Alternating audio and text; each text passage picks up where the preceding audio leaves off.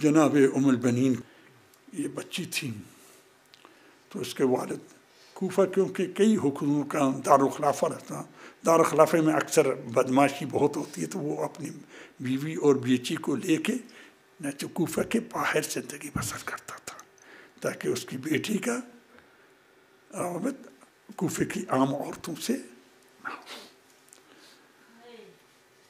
بچی کو قرآن کی صورتیں حفظ کرواتا تھا، ہر صورت جو حفظ کر دیتی تھی اس پر 1 درہم اس وقت یعنی 1 مثقال چاندی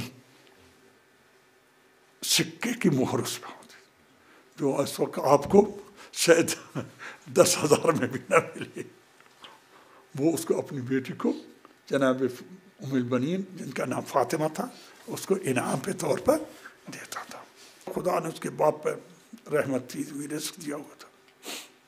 وہ کچھ مدت ایسے قرآن کی آیتیں صورتیں انہوں نے حفظ کی اور وہ باپ سے درہم انعام کے طور پر دیتے رہے۔ ایک دن بیمار ہو گئی، ہر انسان بیمار ہوتا ہے، صحیح بات ہے۔ دروازے پہ کھٹکھٹائے، کوئی عورت بھیک مانگنے والی ماں نے، ام البنین کی والدہ نے اس کچھ دیا، اس کو پیسے یا آٹا یا بھی دیا۔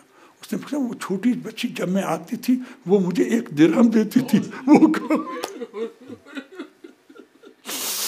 قرآن حفظ کر کے ہر سور میں 1 درہم اپنے باپ سے لیتی تھی، وہ اپنے لیے جمع نہیں کرتی تھی۔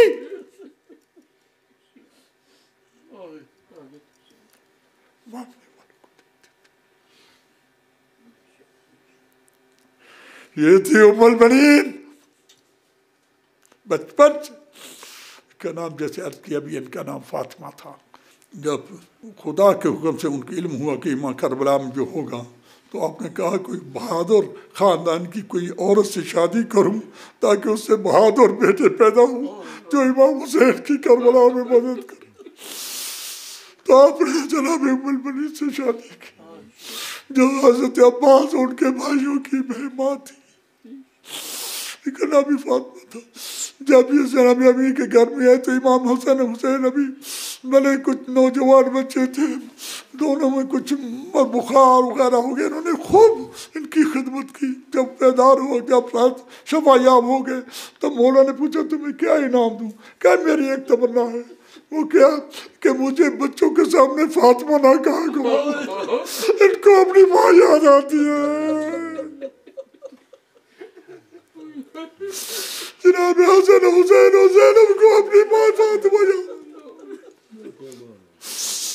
اس وقت سے انہوں نے ان کو ام البنین کہنا شروع کیا، اس لیے ان کا مشہور ہو گئی ام البنین۔ ان کا نام اکثر لوگوں کو پتہ ہی نہیں ہے کہ وہ فاطمہ تھا۔